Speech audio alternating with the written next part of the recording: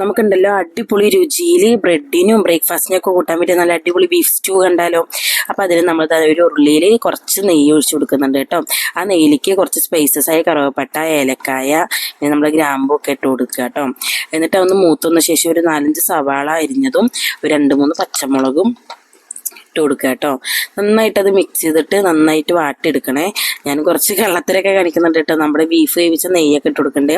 എന്നിട്ട് കുറച്ച് ഒരു 4-5 പച്ചമുളകും കുറച്ച് കുരുമുളക് പൊടി ഇട്ട് നമ്മൾ ബീഫും വേവിച്ച് വെച്ചിട്ടുണ്ട് കേട്ടോ, ഉപ്പിട്ടിട്ട്. എന്നിട്ട് നമ്മൾ ഇതാന്ന് നന്നായി വഴറ്റി വന്ന ശേഷം അതിലേക്ക് കുറച്ചധികം ഗരം മസാലയും കുറച്ച് കുരുമുളക് പൊടി ഇട്ടിട്ട് വാട്ടിയെടുക്കുന്നുണ്ട് കേട്ടോ. എന്നിട്ട് ബീഫ് വേവിച്ചിരുന്ന ബീഫ് ഇതാ കോരി എടുക്കുന്നുണ്ട് കേട്ടോ, വെള്ളം ഇല്ലാണ്ട്. എന്നിട്ട് ആവശ്യത്തിനുള്ള ബീഫ് കോരി എടുത്തിട്ട് അത് നന്നായിട്ട് ഇളക്കി മിക്സ് ചെയ്ത് കൊടുക്കുന്നുണ്ട് കേട്ടോ. എന്നിട്ട് നമ്മുടെ തേങ്ങ ഉണ്ടല്ലോ, തേങ്ങാപ്പാലാട്ടോ നമുക്ക് ഇതിലേക്ക് ആവശ്യം.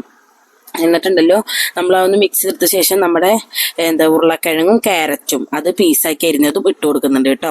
ഇത് വേവിച്ച് വരാൻ വേണ്ടിയിട്ട് നമ്മൾ തേങ്ങയുടെ 2ാം പാൽ എടുത്തിട്ടുണ്ട്. 2ാം പാൽ ഇത് അതിലേക്ക് ഒഴിച്ചു കൊടുക്കുന്നുണ്ട് കേട്ടോ. ഈ ഇതിലിരുന്നിട്ട് കേട്ടോ ഇത് വെന്ത് സെറ്റാവുക. അത് ഒഴിച്ചു കൊടുത്തിട്ട് കണ്ടോ നന്നായിട്ട് നെയ്യൊക്കെ തെളിഞ്ഞു വരും കേട്ടോ. നമ്മൾ പിന്നെ അടച്ച് വെച്ച് ഇടയ്ക്കിടയ്ക്ക് തുറന്ന് ഇളക്കി കൊടുക്കണേ.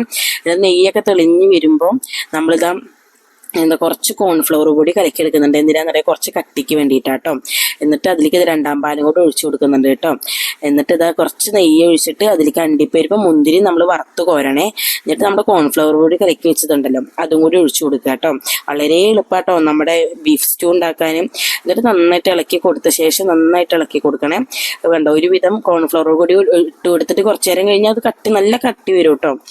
എന്നിട്ടുണ്ടല്ലോ നമ്മുടെ വറുത്ത് കോരിയതും കൂടി ഇട്ട് കൊടുത്തു കഴിഞ്ഞാൽ അടിപൊളി ബീഫ് സ്റ്റൂ റെഡിയാവും കേട്ടോ. അപ്പോൾ